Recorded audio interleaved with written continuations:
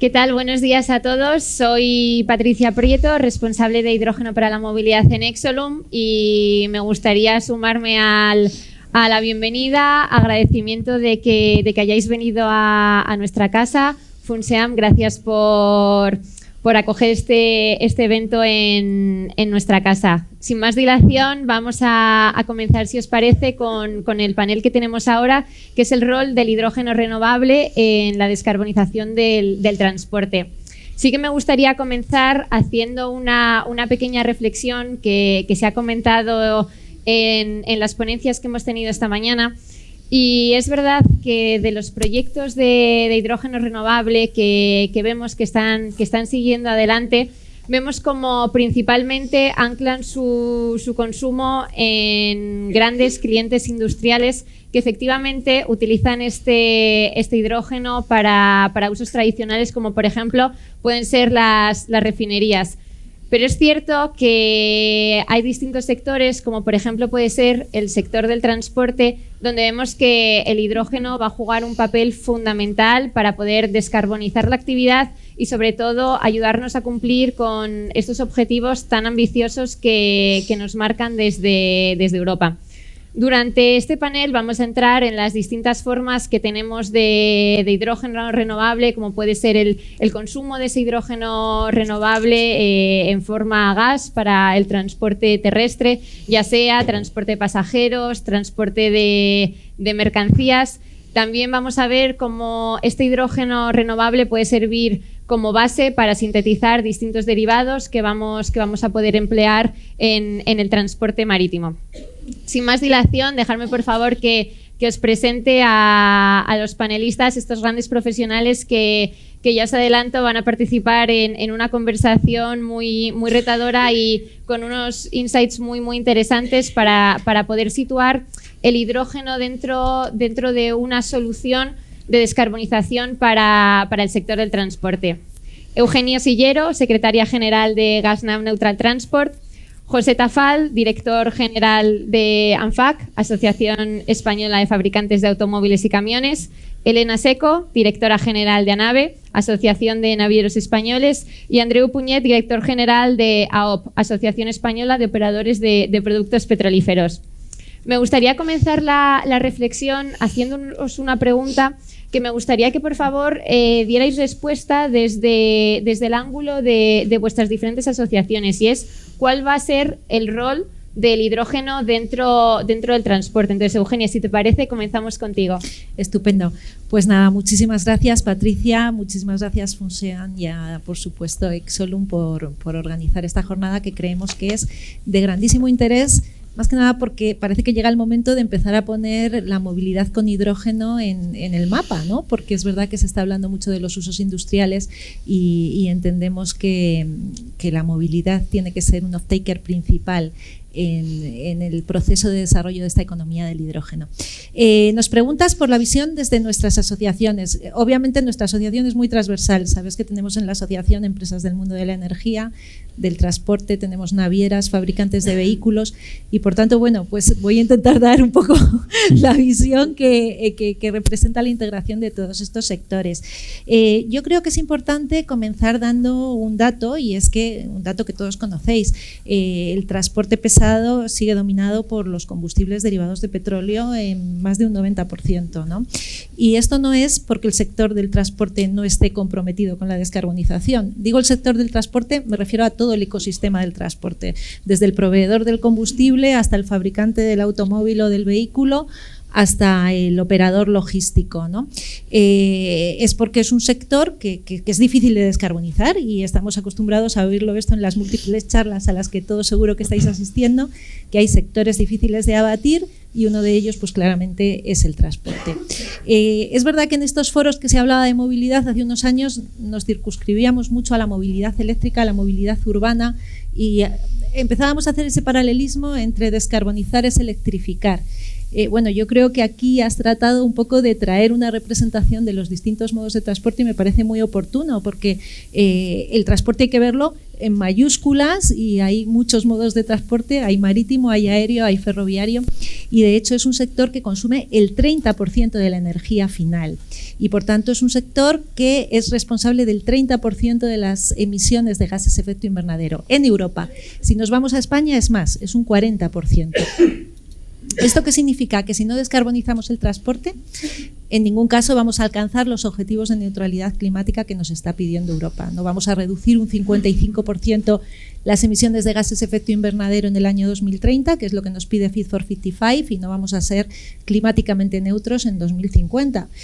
Con lo cual, pues tendremos que buscar soluciones porque si nos salimos de ese ámbito donde sabemos que la electrificación va a tener un rol principal, pues tenemos que pensar que países como España, pues el 96% de las mercancías se transportan por carretera y tenemos que pensar que las fresas de Huelva viajan a Alemania. Entonces, bueno, pues que tenemos unas necesidades de potencia y de autonomía que implican una densidad energética de las soluciones que busquemos, de esos combustibles alternativos, que tenemos que buscarlas pues, en otros combustibles. Antes hemos hablado de los biocarburantes avanzados fundamentalmente, que son los que van a jugar un rol fundamental.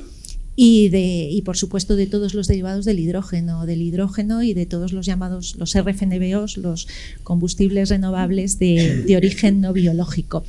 Muy brevemente, en el transporte de mercancías se ha mencionado, ¿no? La dificultad de acceder ahora mismo a un camión propulsado por hidrógeno. Bueno, lo que sabemos, y José lo podrá ratificar, es que todos los fabricantes están desarrollando camiones de hidrógeno. Es verdad que la tecnología lleva su tiempo, pero seguro que en la segunda mitad de esta década vamos a tener una facilidad de acceder a un camión de hidrógeno pues que ahora no la tenemos, y estamos hablando de soluciones tanto de hidrógeno comprimido, de pila de combustible, como hay fabricantes que están apostando por el hidrógeno líquido, como puede ser Daimler, ¿no?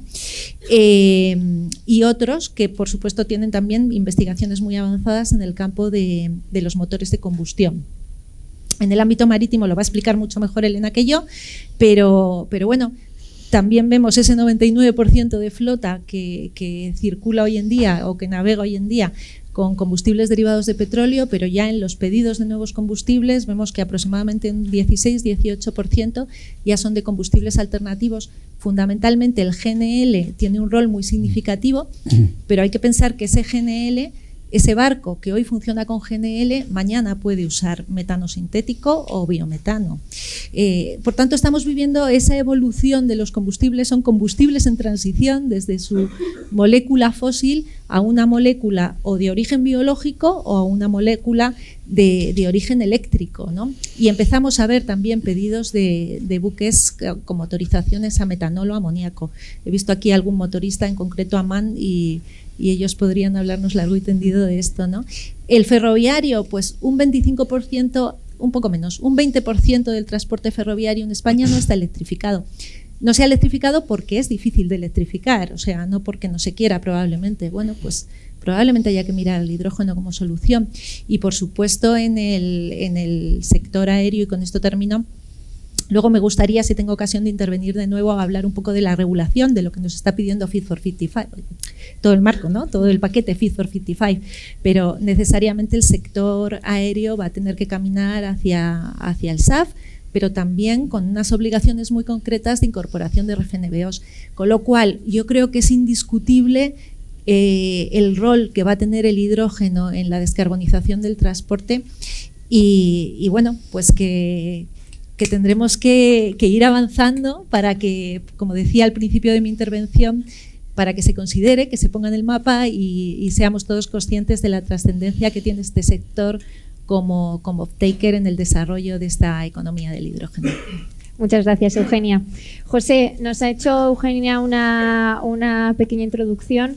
Desde ANFAC, ¿qué papel creéis que va a jugar el hidrógeno en el transporte terrestre? Muy bien, pues bueno, también, no sé si se me escucha bien. Primero, bueno, muchas gracias también a Funsean y por supuesto a Exolum por invitar a ANFAC hoy aquí a dar nuestra visión. Desde un punto de vista, digamos, normativo, el futuro es brillante porque, a diferencia de otras tecnologías, la ventaja del hidrógeno en lo que es la movilidad es que desde el principio está considerado como uno de los combustibles cero emisiones. Y por tanto, está contemplado como tal a la hora de calcular las emisiones de los vehículos y el cumplimiento de las obligaciones de reducción de emisiones de CO2 que tenemos que ir monitorizando año a año, ¿no? Por tanto, teniendo en cuenta que esos objetivos se han acelerado y a 2035 incluso los vehículos comerciales y turismo pues tienen que ser los de nueva venta en Europa, tienen que ser de cero emisiones, pues a día de hoy eso significa que o bien tienen que ser eléctricos o bien tienen que ser de pila de combustible o combustión directa de hidrógeno. Bien. ¿Cuál es la situación, sin embargo, cuando comparas la realidad del mercado entre ambas tecnologías? Pues que la electricidad sí que soy una realidad creciente, pero el hidrógeno no acaba de implantarse. El año pasado se matricularon en España 21 vehículos eléctricos. ¿Vale? El año anterior fueron 11, si no me equivoco. Hidrógeno. Perdón, he dicho eléctricos, madre mía, la cosa estaría mucho peor. De hidrógeno, bueno, si no me tengo que ir. Pero el año anterior creo que fueron 11, ¿no? 8, este año 21 o 22 creo que fueron 8 turismos y el resto son fundamentalmente autobuses, ¿no? ¿Y esto a qué se debe? Pues se debe a varios problemas. El primero es que la propia regulación también nos exige a todos, y en España se ha optado por ello, que el hidrógeno sea renovable. Claro, y el primer problema que tenemos es que no hay hidrógeno renovable. A un vehículo eléctrico no se le exige que la electricidad sea renovable. Entonces, eso para nosotros es un dato, es una cosa que la Comisión Europea ha decidido, el Consejo, y contra eso no podemos luchar. Teniendo en cuenta que se obliga a consumir un combustible que todos sabemos que no existe, porque ahora se está empezando a producir, pues todo esto explica que aunque hay efectivamente camiones de hidrógeno disponibles, empieza a haber modelos, hay modelos de turismo hace tiempo y sobre todo hay autobuses, pues realmente es muy difícil que esto alcance la economía que se necesita si no tienes de empezada la garantía de la disponibilidad del combustible. ¿Esto va a cambiar a medio plazo? Bueno, pues sobre eso podemos discutir, ¿no? Pero realmente hay que considerar otra cosa. En la medida que la Comisión Europea y el Consejo Europeo y el Gobierno español lo que hacen es acelerar cada 2 años el ritmo de exigencia al sector de automoción para que cumpla los objetivos de CO2, desde un punto de vista tecnológico, lo que significa de facto es que les están empujando a optar por una tecnología muy concreta, que es la actualmente disponible. Y por tanto, lo que se opta es porque las economías de escala que se creen estén asociadas a la electrificación. Cuanto mayor economía de escala tenga la electrificación, más difícil va a ser que el hidrógeno para movilidad alcance las mismas ventajas en costes. Aquí podemos discutir ya si esto es así para todos los segmentos o efectivamente en el ámbito del vehículo pesado puede haber nichos específicos, como antes se decía en la mesa anterior esta mañana, ¿no?, en las que realmente sí sea una tecnología ganadora.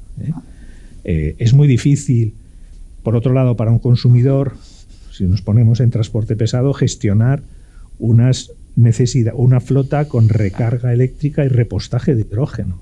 Solamente desde el punto de vista económico, para conseguir la potencia necesaria para recargar, o en su caso para fabricar el hidrógeno, si no lo tiene, pues económicamente es un auténtico problema, ¿no? Incluso si tienes una flota dedicada, porque al mismo tiempo la tecnología eléctrica también va a ir mejorando la eficiencia de las baterías. Con todo esto, ¿qué digo? A día de hoy la perspectiva regulatoria es buena, la disponibilidad de hidrógeno la disponibilidad de hidrógeno verde es un hándicap y, como se ha comentado en la mesa de antes, también es verdad que buena parte de los usos que se consideran más inmediatos son los industriales, ¿no? Con lo cual parece que los usos para movilidad, la disponibilidad para movilidad va a ser más pequeña. Pues todo ese escenario hace la situación difícil para encontrar la escala a medio plazo con carácter general, y si también en algún momento en el año 26 o 27 la propia Comisión Europea tiene que analizar también cuál es la metodología correcta para calcular la huella de carbono y cuáles son los combustibles adecuados que computan como cero emisiones, y por tanto cabe la posibilidad de que entren nuevos combustibles computables para considerarse de cero emisiones, claramente hay un debate sobre si los sintéticos son o no son, con independencia del coste, pues bueno, el escenario se complica a medio plazo. Realmente hay muchas variables que están en medio y que hacen que hoy por hoy la apuesta más sensata para la industria de la automoción, al margen de que tenga producto en hidrógeno, pues eso, apostar por la electrificación. Fenomenal, muchísimas gracias, José. Elena, vamos contigo. Hemos hecho una visión general de cuál es el papel del hidrógeno en el transporte. Hemos entrado a ver cómo nos afecta en movilidad terrestre. ¿Cuál es el papel del hidrógeno en el transporte marítimo? Bueno, buenos días. Muchas gracias por la organización y por el debate, la verdad. Yo estoy aprendiendo, siempre decimos que somos las mismas caras y siempre diciendo lo mismo, pero fíjate que no había leído lo del hidrógeno natural ni que nuestros amigos de Aragón pues tienen ahí un gran yacimiento, con lo cual mira, ya he aprendido algo, aparte de otras muchas cosas hoy. Le voy a dar un poco la vuelta a la pregunta, ¿cuál es el papel del transporte marítimo en el hidrógeno? ¿No? A lo mejor luego hay tiempo también de entrar, y la verdad es que me gustaría en al revés, pero la presidenta de Exolum al principio pues ha hecho referencia a que al final vamos a necesitar a alguien que produzca y a alguien que consuma. Y yo creo que vamos a necesitar también a alguien que lo transporte. Es decir, actualmente el 35% de lo que se mueve en el mundo es energía y esto pues al final no va a cambiar. O sea, va a haber ciertas regiones que por sus condiciones meteorológicas, su facilidad para producir energía de origen renovable, pues van a tener unos mayores volúmenes y va a tener ciertos, y porque además es muy difícil adaptar exactamente tu producción a tu consumo en un momento dado, pues va a haber necesidad de mover esas gases renovables. También Joan Batalla ha hecho también referencia a ello y que nos podríamos pues de repente convertir en un país líder en exportaciones de energía renovable, creo que de gases renovables. Ahí el transporte marítimo, obviamente el tubería es un modo más eficiente en cortas distancias, pero siempre que hablemos de grandes distancias y siempre que haya un mar de por medio, pues el modo marítimo va a resultar fundamental. Además, con una ventaja adicional que se ha puesto sobre la mesa tras la invasión de Ucrania por Rusia, a la que también se ha hecho referencia, y es que tiene una menor dependencia, te permite una mayor independencia de terceros. Entra también el CO2. Hay ya mucho proyecto y mucha empresa interesada y de hecho estamos trabajando con la Comisión para que lo regule en mayor medida para el transporte de CO2, tratamiento en destino, yacimientos, porque también a lo mejor puede haber ahí un excedente. Yo creo que esto va a tener que irse desarrollando en paralelo, porque si no tenemos una cosa no vamos a poder tener la otra, ¿no? En el marítimo luego está la posibilidad de utilizar el hidrógeno a bordo per se. Ya sea, podemos entrar a lo mejor más en detalle luego, no quiero saltarme mis 4 minutos, pero ahora mismo, así como la aviación está con su camino muy guiado hacia los combustibles sostenibles de aviación, en la carretera parece que les están llevando hacia la electricidad. En nuestro caso no hay una vía clara y la Comisión tampoco ha querido pronunciarse por esa vía. Por un lado lo vemos positivo, nosotros somos fieles defensores de la neutralidad tecnológica, pero también es verdad que el enfoque que suele hacer la OMI con estos temas es un enfoque más que te trata de guiar un poco, pero a su vez establece una regulación por objetivos. Yo te digo, tú lo que tienes que conseguir y emitir, lo que tenemos disponible a día de hoy es esto y yo te ayudo a cuantificarlo, verificarlo, te digo que si con eso vas por la vía, puedes avanzar, esto lo reconozco, esto no, y cómo funciona. Y en todo caso, si tú me presentas un proyecto que logra el mismo objetivo, yo te lo apruebo. Pasa con temas, hasta con el doble casco, temas ligados a la seguridad. Llegó a presentarse un proyecto con un buque petrolero con cubierta intermedia que no tenía doble casco y que la OMI le dio el visto bueno. Esto es alternativo y te permite cumplir la norma. Neutralidad tecnológica, pero a su vez acercamiento de la regulación a la realidad tecnológica de cada momento.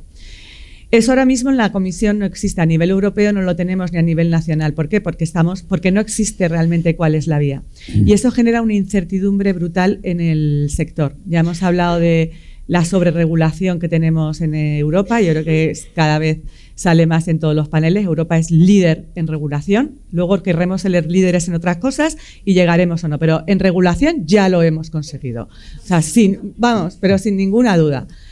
Y entonces ahí se han quedado completamente a medias en todos los aspectos. Somos el único sector del transporte al que le han creado sus normas. Estamos en el comercio de derechos de emisión, estamos con una normativa FOLIU sin obligaciones de suministro de ningún tipo, de ningún combustible, fuente de energía ni nada que pueda ser válido para cumplir ese reglamento. Y la única opción clara que viene por escrito en la norma es, mira, si pagas una multa yo te doy el certificado. Y no hay otro sector del modo transportes que esté regulado así. Y para mí es una diferencia abismal que necesitamos poco a poco ir reconduciendo, y nos han asegurado que van a ir poco a poco elaborando qué papel va a jugar la captura de carbono y qué condiciones tienen que cumplir esos sintéticos, y ahí a lo mejor podemos entrar un poquito después. Fenomenal, muchísimas gracias, Elena. Andreu, me giro a ti ahora. Me gustaría saber desde AOP, ¿cuál es el papel del Refino en el desarrollo del modelo de negocio del hidrógeno renovable? Bueno, en primer lugar, gracias Rosa y Joan, porque me habéis pisado parte de lo que quería decir, pero voy a intentar a ver si no lo repito. Pero muchas gracias, porque además estamos en sintonía y me gusta. Elena, estate tranquila porque dices, ¿quién va a suministrar este hidrógeno? Nosotros. Como decía Rosa, el sector del refino, pues de este 500.000 de toneladas que produce España, el 70%, es decir, 350.000, lo consume y lo produce nuestro sector.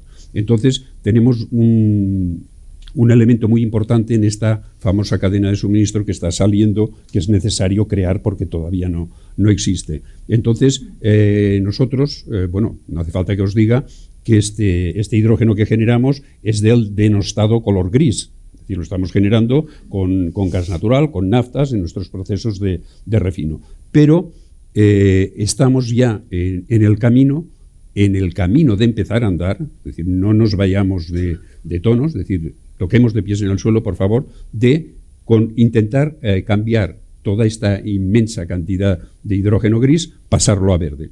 ¿De qué forma? Pues muy sencillo, todos ya hace 3 años que todos conocemos una infinidad de hidrógeno y de cómo funciona el hidrógeno y cómo se produce el hidrógeno, y hasta incluso sabemos la fórmula, que es muy sencilla, pero entonces nosotros estamos por la labor de iniciar todo este camino de pasar de este hidrógeno no renovable al hidrógeno renovable y verde.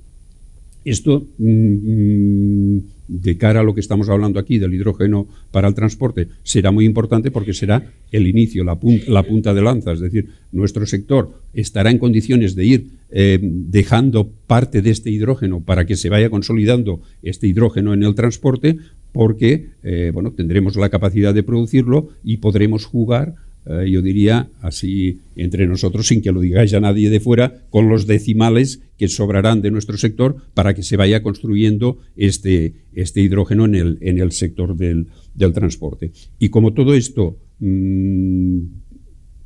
quiero trasladarlo en realidades que no nos olvidemos que comienzan, pues ya desde octubre del año pasado, es decir, hace 5 o 6 meses, en Petronor, en Bilbao, ya hay un electrolizador de 2,5 megavatios, es decir, entre nosotros también en confianza, una miseria, pero una miseria importantísima para ir conociendo todo el negocio, porque también, no nos olvidemos, el mundo del hidrógeno es un mundo complicado. No es solo cuestión de BOE y buena voluntad, sino es cuestión de inversiones, grandes inversiones, es cuestión de tecnología, mucha tecnología, es cuestión de práctica industrial, mucho conocimiento industrial, para que todo esto vaya prosperando. Entonces, Elena, tranquila, que nosotros estaremos en el hidrógeno, estaremos suministrando para que todos los demás usuarios en la cadena de transporte, que es la que nos interesa, pues vaya realmente utilizándolo. De cara a esto que decimos que es pequeñito, ¿no? La planta estos 2,5 megavatios de Petronor están generando 1 tonelada al día de hidrógeno, que aunque es muy poquito, 1 tonelada, pues es lo suficiente para alimentar a 500 vehículos para que puedan hacer 1.000 kilómetros al día. No está mal, José, ¿eh? Es decir, es poco, ¿eh? No, pero tú los vas a consumir, ¿eh? Tú los vas a consumir. Tú vas a poner 500 vehículos de hidrógeno para que lo puedan consumir. Entonces, nosotros como sector tenemos esta realidad que nos permite ir desarrollando. Tenemos encima de la mesa proyectos. En estos momentos creo que son proyectos hasta del orden de 6 gigavatios de proyectos de electrolizadores para ir suministrando toda esta demanda futura.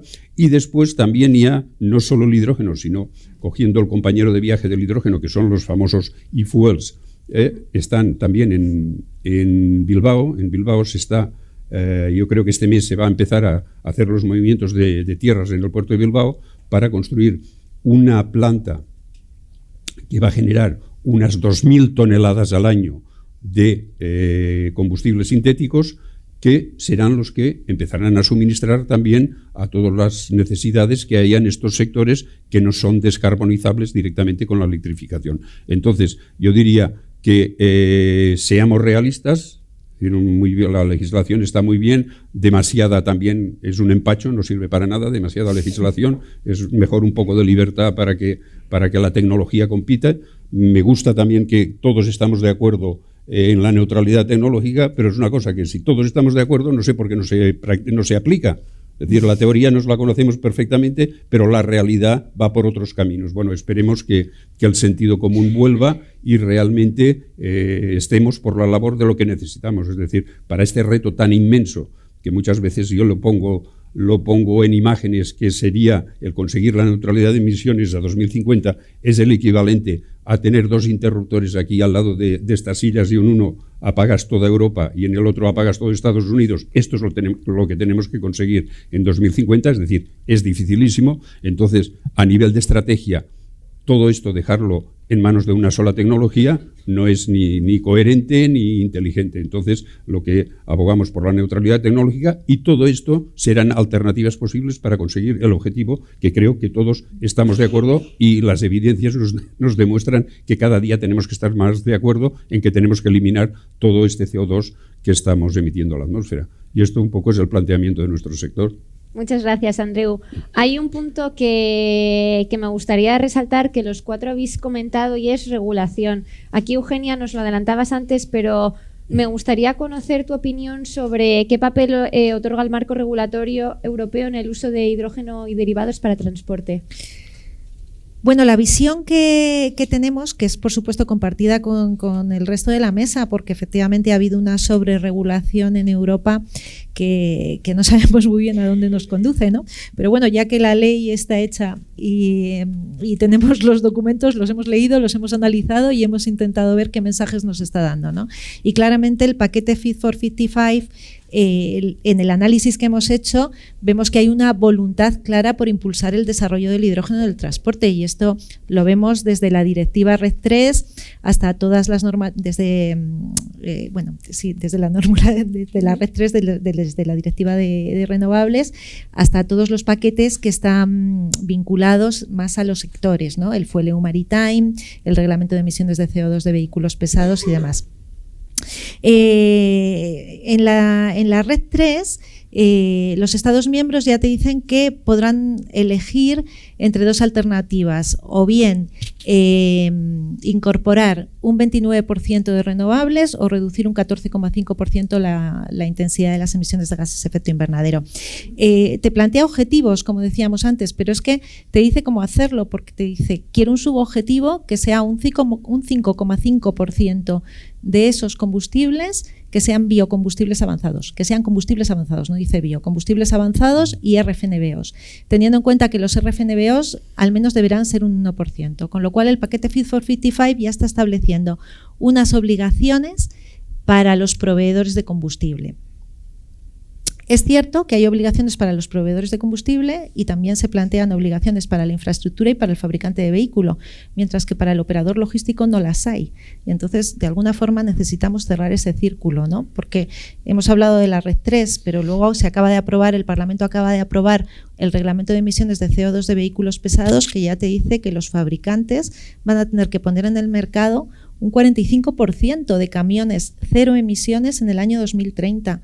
O sea, ahora mismo no se matricula un vehículo pesado cero emisiones. Bueno, a lo mejor algunos autobuses y algún camión, me parece que el año pasado fueron 15, pero pensar que dentro de 5 años vamos a ser capaces de poner en el mercado un 45% de camiones cero emisiones, realmente pues es muy voluntarista, ¿no? Pero lo cierto es que los fabricantes van a estar sometidos a penalizaciones si no lo hacen, con lo cual es un objetivo que viene unido a una penalización.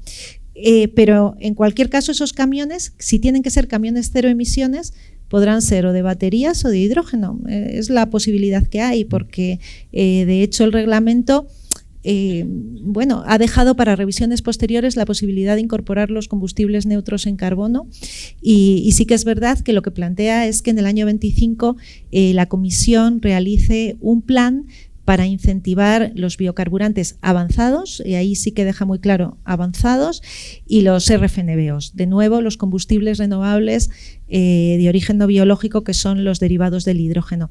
Es decir, se ve claramente la voluntad política del regulador europeo en que el hidrógeno juegue un papel fundamental en la descarbonización del transporte. En la infraestructura está la AFIR. AFIR nos pide una hidrogenera cada 200 kilómetros en la red TEN-T. Además, hidrogeneras que estén abiertas al público, que sean capaces de suministrar 1 tonelada de hidrógeno al día.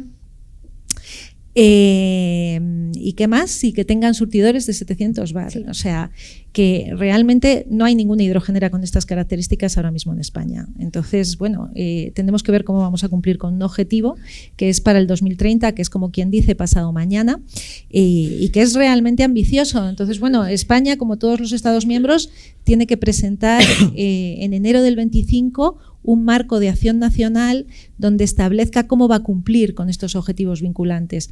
También piden objetivos en materia de infraestructura para el transporte marítimo y piden que haya infraestructura de suministro de RFNBOs en los puertos, ¿no?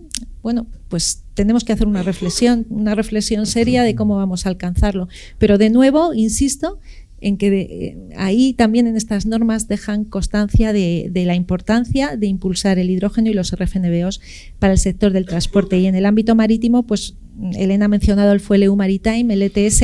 En el ámbito marítimo sí que el operador, la naviera, tiene obligaciones de cumplimiento de unos objetivos vinculantes de reducción de emisiones que están muy claros en el FuelEU Maritime, y también plantea un objetivo de penetración de un 2% de RFNBOs para el año 2034. Con lo cual, de nuevo, presencia del hidrógeno. Y por último, en el sector aéreo, pues ya sabéis que hay unos objetivos muy claros de penetración de SAF hasta alcanzar un 75% en el 2050, pero es que esto viene con un subobjetivo de ISAF, de nuevo de RFNBOs, desde el año 2030, y hablo de memoria, creo que llega a un 35% en el 2050.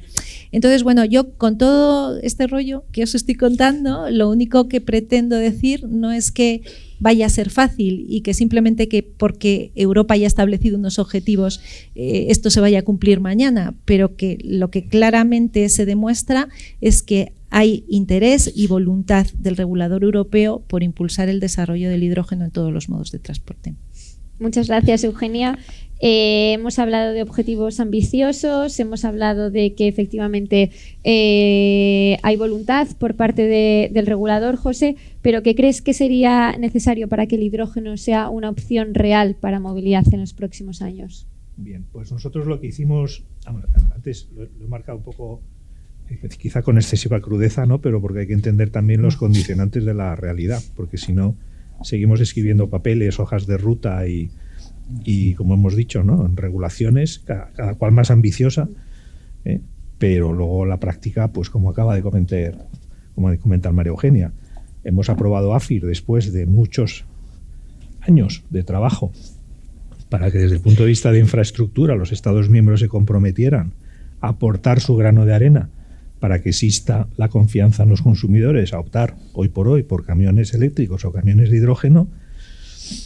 Y después de muchos años de trabajo y de que por fin se haga, nos encontramos con una norma que exige unas obligaciones que ahora mismo no cumple ninguna hidrogenera en España, pero es que además fija unas normas vinculantes sin marco sancionador. Entonces, pues, de hecho, en el sector de automoción, la descarbonización. Nosotros estamos penalizados año a año si no cumplimos unos objetivos vinculantes que nos fija el regulador, pero el regulador, cuando por fin fija objetivos vinculantes, no se pone un marco sancionador a sí mismo, ¿no? Efectivamente hay un proceso, pero final de 25 lo empieza a analizar la comisión, marca sus comentarios, nos vamos a encontrar en el 27 discutiendo cómo lo va a conseguir cada país, y habrá países que ya estén corriendo. Y en una reunión hace poco estaban los daneses y yo juraría que les oí decir que estaban construyendo 60 hidrogeneras en Dinamarca, y habrá otros países pues que todavía estarán esperando, ¿no? Entonces, nosotros sí somos positivos en que esta oportunidad tiene que abrirse, ¿vale? Y seguramente inicialmente dedicada a flotas cautivas, de alguna manera, urbanas, o flotas de transporte que hagan determinados recorridos punto a punto, antes también se ha comentado. Pero lo que también es cierto es que debemos dar confianza a la demanda. Y el lado de la demanda, pues en nuestra humilde opinión, yo creo que también se ignora a la hora de fijar las normas de regulación. A mí me llama mucho la atención que antes de que hubiese casi hidrógeno renovable en España, el gran proyecto del país era cómo exportarlo. Yo la verdad que digo, salvo que alguien tenga interés por los peajes, no acabo de entender cuál es el motivo por el cual vamos a dedicar a producir aquí una gran oferta de hidrógeno renovable para que lo consuman los alemanes, ¿no? Hombre, pues yo preferiría que parte de esos recursos se dedicara a incentivar la demanda interna, para que ese consumo limpio se hiciese en nuestro país. Entonces nosotros, ¿qué hemos hecho? Hemos hecho una hoja de ruta con 10 propuestas, la tenemos publicada en nuestra web, igual que la tenemos para el vehículo eléctrico, tenemos una hoja de ruta para intentar empujar el hidrógeno en el transporte.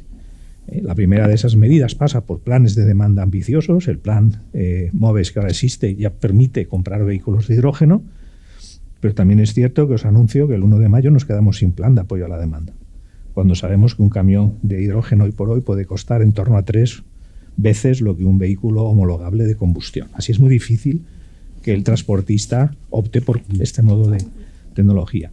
El punto de vista de las hidrogeneras que hemos comentado, pues la hoja de ruta del gobierno que contempla creo que unos 100, 150. Nosotros hicimos un ejercicio conjunto con Gasnam, que lo vamos a revisar ahora, de cuál debería ser año a año la dotación de hidrogeneras que dé una mínima tranquilidad al cliente, ¿no? Porque aquí en este caso realmente no es huevo o gallina. Realmente primero tiene que ser la recarga.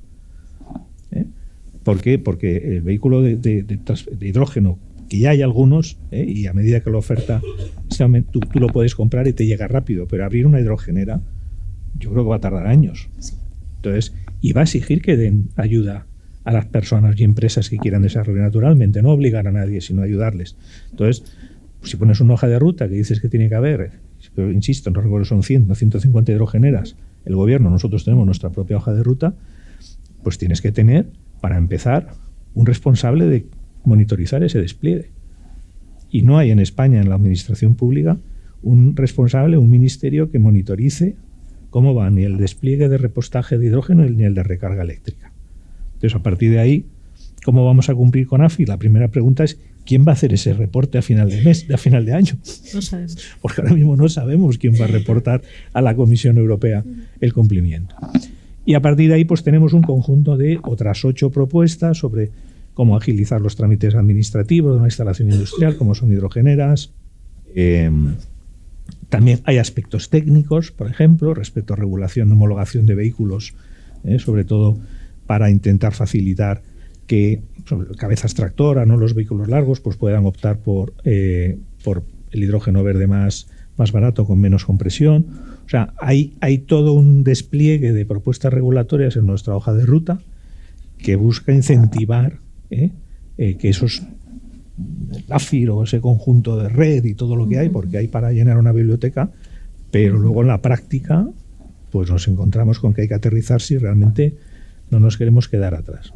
Uno de nuestros temores en materia de transporte es que al final los países ricos avancen más que nosotros, le pongan a los transportistas españoles unas obligaciones de huella de carbono, o simplemente pongan una serie de peajes en las vías transeuropeas que apliquen nuestros camiones porque no los hemos renovado y no apliquen a los de la competencia, y nos encontremos con que buena parte del transporte español con Europa quede en manos de empresas extranjeras, ¿no? Cosa que es un problema práctico, ahora que busca muchas veces la autonomía estratégica, pues es un problema real porque hay mucho transportista y mucha actividad económica que depende de este sector.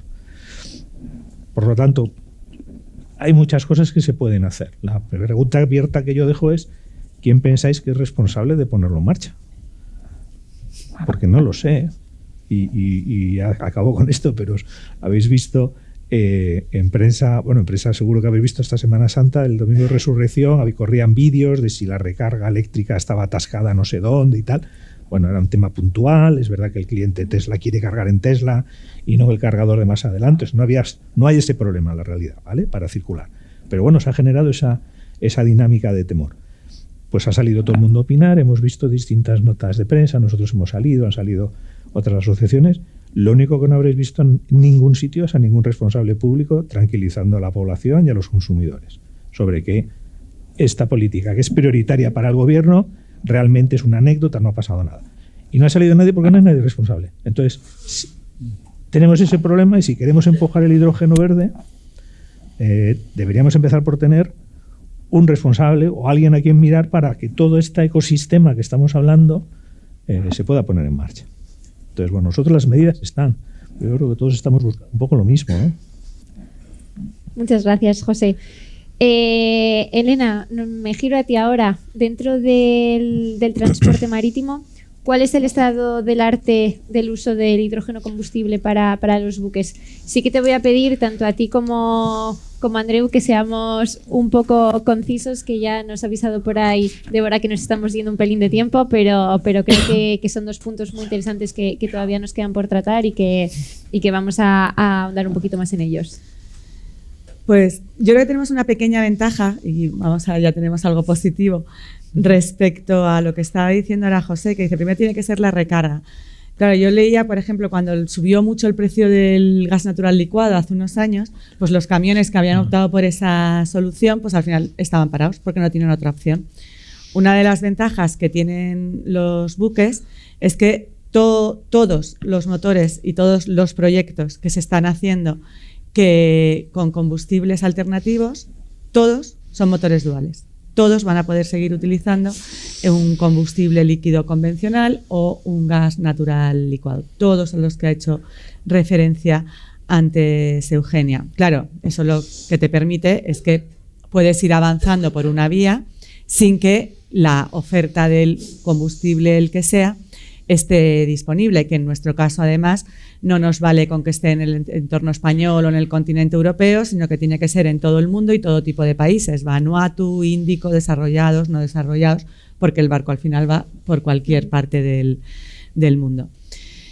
Se están barajando muchas opciones, todas ellas también pasan por el hidrógeno, y yo creo que la tecnología, lo que es a bordo del barco, con sus inconvenientes y hándicaps, que todas las opciones también lo tienen, y ya me has dicho que no vamos a poder entrar en el detalle, pero todas al final pasan por el hidrógeno. Hay buques ya propulsados por hidrógeno puro, no va a ser la opción probablemente en grandes distancias, habrá algún proyectito en distancias cortas, porque necesitas demasiado espacio a bordo, casi 6 veces el volumen de mercancías, aparte de los problemas asociados a la contención para transportarlo licuado, etcétera. Pero hay buques propulsados por metanol y existe el motor y la tecnología desde hace muchísimos años. Es verdad que metanol gris, pero que fácilmente adaptable a metanol verde. Un buque, los motores de gas natural que se utilizan a bordo de los buques, pues ya hay proyectos en tierra de motores equivalentes, no marinos, pero antes precisamente estaba hablando con Fernando Marcos, que es el responsable comercial de Man Energy aquí en España, y me decía que se podría hacer perfectísima a bordo, inyectarle hasta un determinado porcentaje, hablan del 25% de hidrógeno directamente a ese motor, tal cual está y sin hacer modificaciones.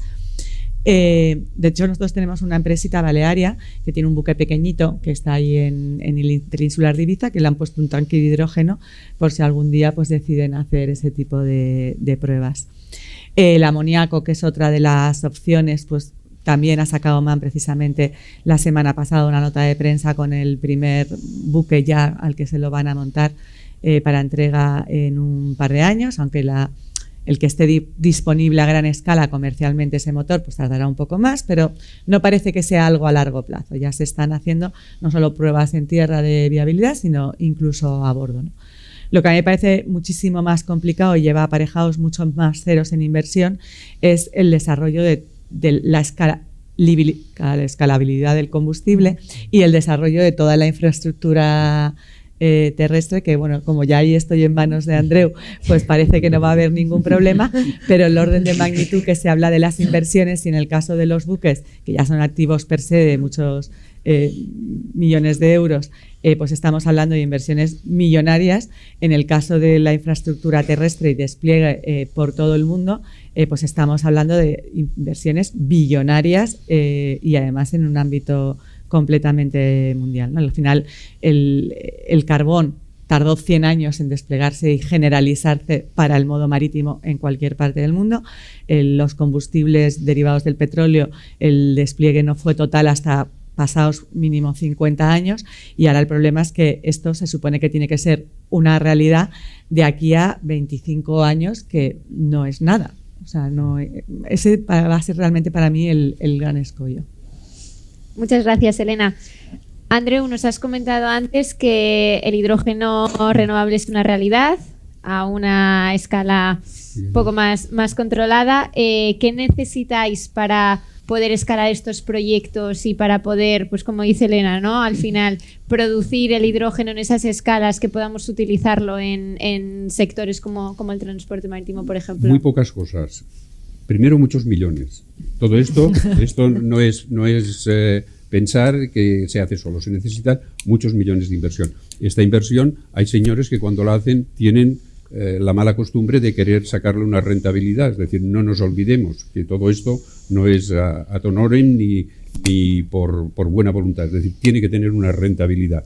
Después, otra cosa que nuestro sector siempre estamos pidiendo, no sé por qué, será porque no lo tenemos, que es certidumbre regulatoria. Es decir, queremos tener las reglas del juego muy claras antes de invertir todo este dinero. Y esto realmente está costando.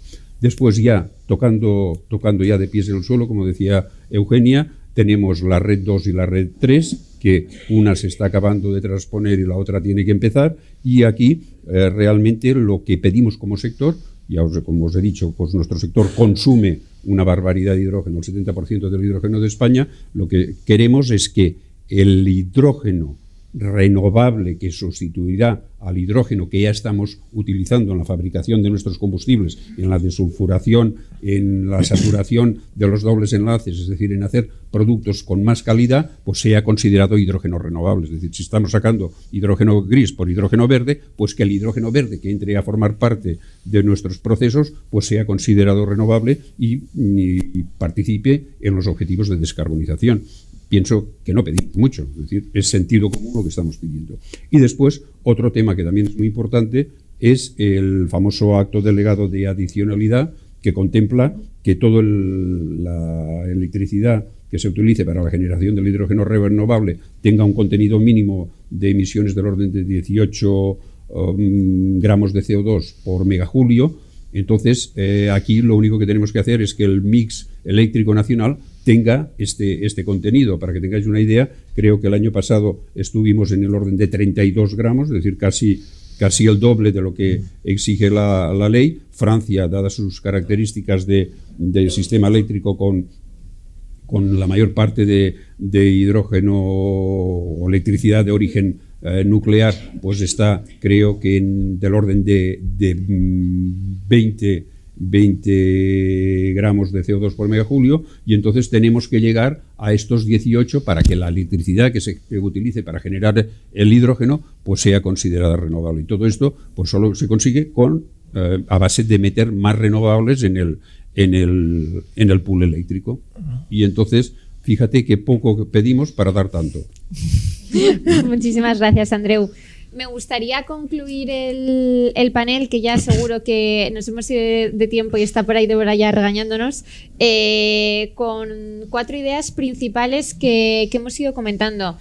El hidrógeno es una realidad, pero necesitamos ciertas variables para poder escalarlo. Desde Europa nos están marcando unos objetivos muy ambiciosos, tenemos voluntad del regulador, porque al final desarrollemos políticas y desarrollemos proyectos ligados a cumplir con estos objetivos. No nos podemos olvidar de la demanda.